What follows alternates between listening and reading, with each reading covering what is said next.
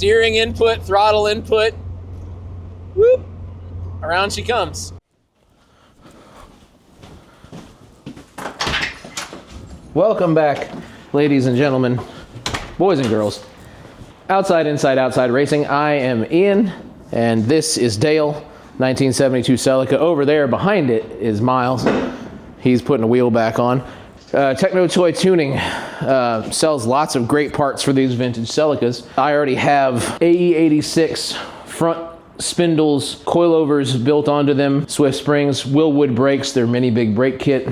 And now I'm going to install this unassuming chunk of metal. This is a lower control arm roll center adjuster. It goes in between your lower control arm and your steering knuckle in order to help reduce bump steer. Since I got this, Techno Toy makes a much nicer, they call it a super evolved roll center adjuster. But what I know right now is that the car is a handful with the bump steer. I mean, it's driven pretty well. We've done autocross and track and all sorts of stuff with it. He's done pretty well at it, but the whole time has been the bump steer, and we just dealt with it. It's kind of nice in a rear-wheel drive car that doesn't have enough power when you need to turn at autocross really sharply. It'll start the turn, and then it'll whoop, then it'll hop over, and then you'll be, doing a whole other turn. It does make the car go where you want it to go.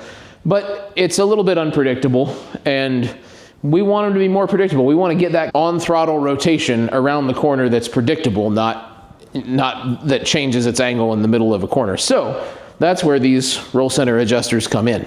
So if we have a look at this side that we've already done the driver's side, you can see pretty plainly that it sits in between the knuckle and the strut. And this will work with almost any old Toyota strut, any 70s, 80s, maybe, I don't know if there's any 90s front or rear wheel drive stuff that would, work with this Super or whatever, I doubt it, but definitely the 70s and 80s stuff, all the same basic strut casing. So, and they sell them, in different sizes for all sorts of cars. So we had to go buy some hardware. I think when you buy them these days, they'll come with grade 8 hardware, but we went to the hardware store and got some because I didn't get any. And we'll go ahead and walk you through all the tools that you'll need to do this job. Here's our collection of tools and hardware. You'll need 14s, 17s, sockets. If you got an impact, that'll help you out. The drill with the little brush bit on it, that's going to come into play too. Our screwdrivers just for prying on things, and a hammer's for hitting stuff. That's what you do with it. Here's our hardware. They are 12 millimeter, 1.25 thread pitch, grade, I don't know, the metric grade 9, whatever, and some lock washers to go along with them. We'll get started by taking this wheel off the car and then working our way in like we did on the other one. And when I say we're going to do it, I mean he's going to do it. I mean, I'll have to get on the ground too, but for now. Wheel. I got you. Yeah, that's not great. Finger in there. Uh-huh. Well, it looks like I need to hit it with a hammer again. He's headed under. Yep, under the knuckle to There it is. hopefully loosen. There it goes. Loosen the stock bolts that are in the Techno Toy Tuning hyper evolved knuckles or whatever they are already in there. We're going to take those factory bolts out of there so our longer bolts can go in. And that frees up your strut to move around, but not enough. So we found that we'll have to go up top and remove the 3 nuts from the You might try and hold the steering top hat. Yes, I can hold the steering wheel. Oh no, one more thing we got to do underneath there. Got to loosen the control arm bolt. I just held it with my hand over here, but Yeah. Here you go. All right, that'll do. We just need it to be loose so the control arm will move a little more freely up and down. Yep, you could do this more gently than I'm about to do it, but with a nut driver or some things that we don't have at the moment. Okay, they're all loose. I mean, it's going to stay on the knuckle for now. It's not going to go anywhere until we have these off of there. That's true. But our goal is to pull the whole strut assembly down. Do you get it? I mean, the man has hands of steel. She's going to slide out of there. And now it's slid out of there. But it's still sitting in the knuckle. Well, we're going to take the strut off of the knuckle and then set it on this toolbox I can't exactly remember the angle that we had on it last time, but we're gonna try to duplicate that. It's very windy today. Why is it so windy? That's what we want. Right there, and then put that somewhere where it's gonna stay. Sure. Fine, good enough, whatever. You know, if you're precious about how your parts look, then, you know, use towels and stuff, I guess, but we're not really precious about things. So we're looking at this bore right here. Here's the bottom of your strut, right? And Miles is just itching to do it. Here's the bottom of your strut. It's gonna have a varying level of rust in there, and we tried to put the roll center adjuster in the other one. It kind of got stuck and teetered and stuff because there was, you know, junk in there, and there's some junk in there, but it doesn't have to go too far in. It just barely goes into there. The centering ring that's on it does. So this one may go a little bit better than the other one did. Not sure what all that wear is about on there, but you know, I'm not gonna worry about it. We're gonna breathe all this in because it's what you need in your lungs. I think this one's clean. I mean, that kind of looks like it is. Yeah. It'll only go on one way, remember? That is not the way. That is not the way. The other way is the way. Yeah. Look at that. Did it seat? No. Or no? Still not? It's doing a thing. Teetering again? Yep. Well, that's when we get the beater out. When we give it a beating. How far off is it? Quite. You think? I mean, seems like it. Not anymore. There she is. Hear it? Mm-hmm. Yep. So now she's flush, just with a couple taps. This side went a whole lot easier than the other side did because it's cleaner than the other side is. So now we just need to stick it back on there, which is not... Another 2 minutes. Yeah, it's not difficult. This is a pretty easy job to do.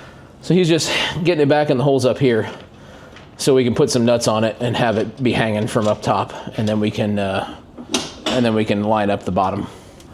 All right, here we go. Trying to position it on the bottom. I'm gonna pull down the control arm. He's gonna pull it over the ball joint. Oh, we're right there. Boom. There she is. She is in. Now we're just gonna get the bolts in. These bolts that we got are longer than the side on the other side because the hardware store only had 2 of a 75 millimeter, and then they had 2 80 millimeter. He's put his in on his side. And I think I'm gonna now do a little steering on the car if I can. There it goes. Okay, lots of room. But yeah, just had to make some room to be able to get that in right there. And use all my strength and energy. Now he can't tighten his. If we even them both up here, maybe we'll have a chance to get a shot at both of them if we go straight ahead with the wheel. Yeah, you know, you need the room there, don't you? But hey, at least with the thread showing, you know where to spray the PB blaster There you go. in the future. So just keep turning it back and forth so you have access, and tighten them down until, you know, you get to about 74 ugga-duggas. Okay, this guy, before you forget, redo that. And I'll go up top and do the top hat nuts.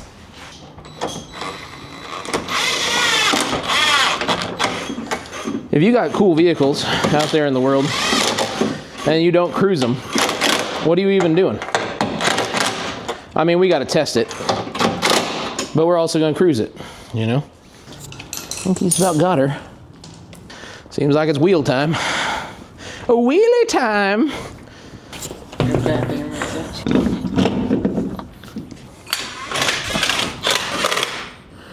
You can see from right here how much lower these control arms hang now.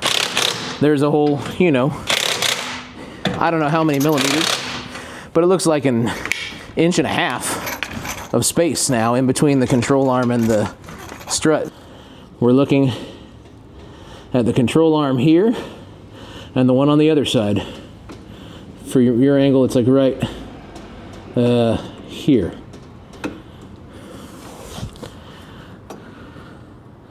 Easing it down.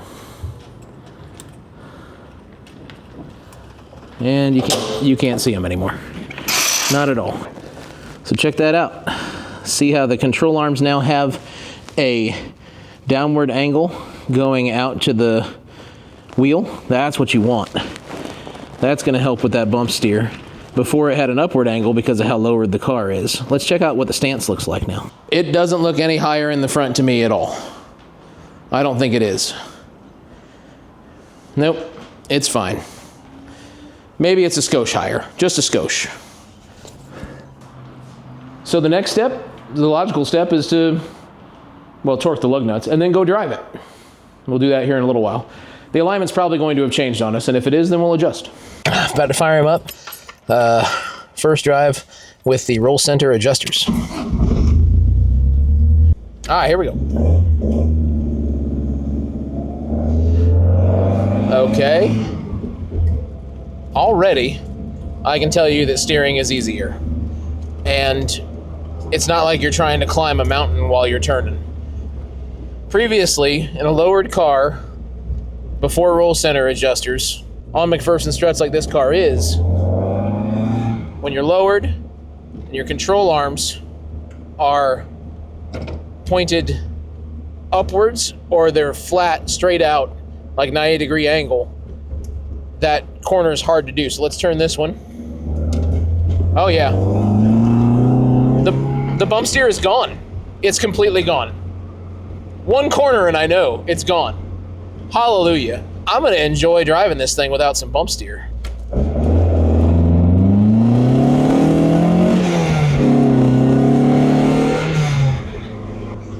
I mean, it's still Dale. It's always Dale.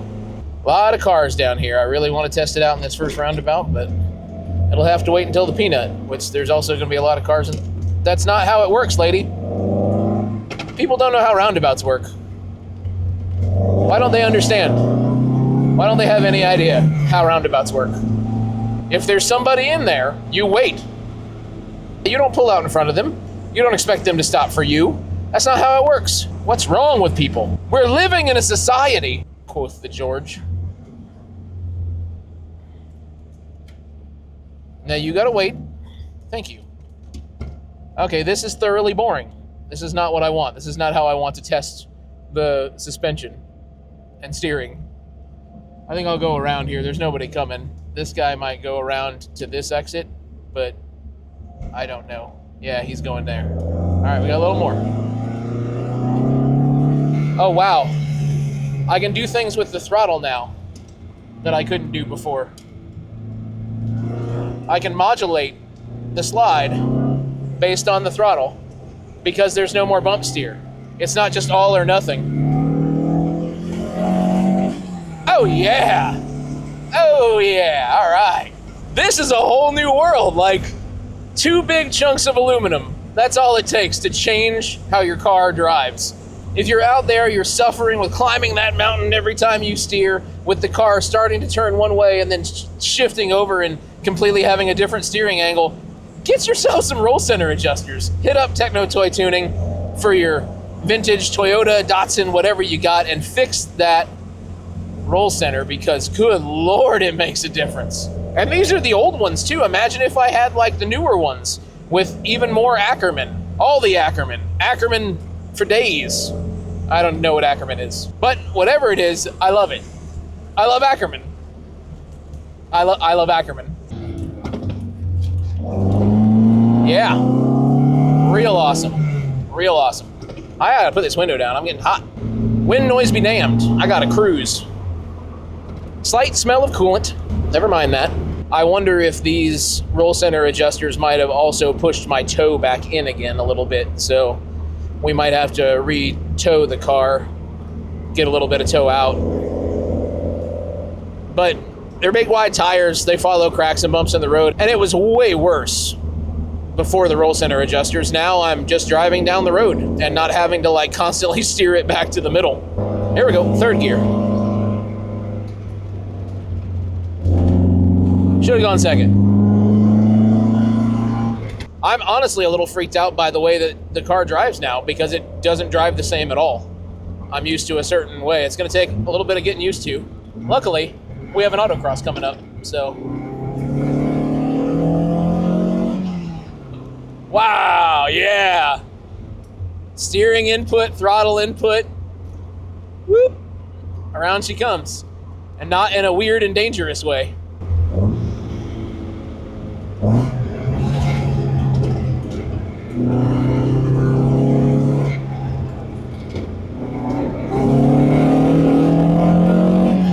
Oh yeah, I would like to do some high-speed cornering is what I would like.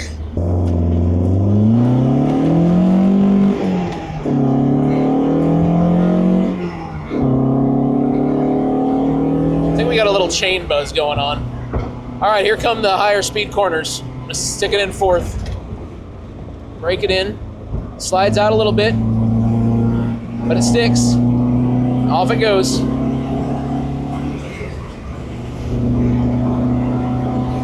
Another one. Down to fourth. This one's much higher speed.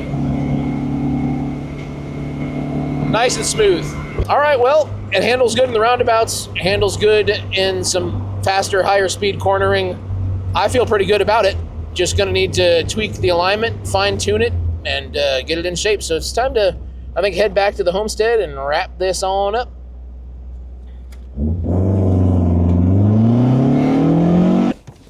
Well, we did it. We put on the roll center adjusters and we successfully adjusted the roll centers. And now the car has no more bump steer. And that's a real good thing.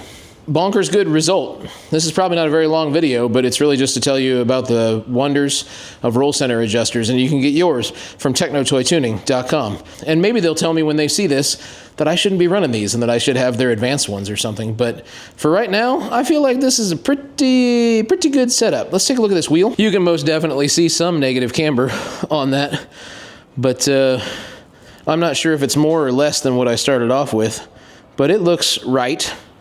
I can't really give it a whole lot more because the top hats are adjusted full out. They're pushed all the way to the inside, meaning that I've got as much negative camber as I can get. There's a little bit more to be had on the top hats themselves, but I got to notch out the strut towers to be able to do that, which I may do at some point. But for right now, I think we're probably rocking about 1.5 to 2 degrees of negative, and that is just fine with me. So that's it. Once again, you got one of these old cars, technotoytuning.com. Get your roll center adjustment on, and then get your driving on, and then, you know, find your own apex, because it's better late than never. See ya next time.